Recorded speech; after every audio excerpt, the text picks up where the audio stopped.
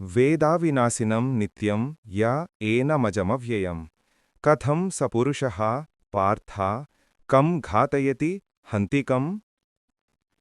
ఆత్మ అవినాశీ, నిత్యము, అజన్మమైనది, అవ్యయమైనది అని తెలిసినవాడు ఓ అర్జునా, ఎట్లా ఎవరినైనా చంపగలడు, ఎవరినైనా చంపవేయమని చెప్పగలడు?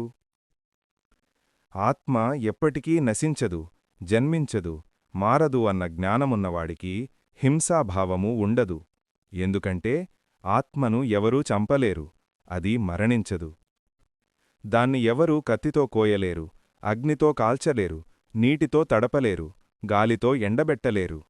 ఇంత నిత్యమైన, శాశ్వతమైన ఆత్మను తెలిసినవాడు అతడెలా నేను చంపాను, ఇతడు చంపబడ్డాడు అని చెప్పగలడు? అది అవిద్య వల్ల కలిగే భ్రమమాత్రమే. భావం: ఆత్మను తెలిసినవాడు చంపుడు భావాన్ని, చనిపోయిన భావాన్ని నమ్మడు.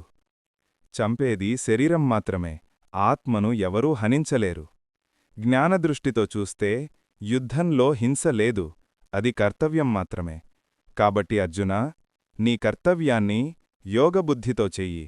ఎందుకంటే చంపేది శరీరం మాత్రమే, ఆత్మ ఎప్పుడూ సజీవమే.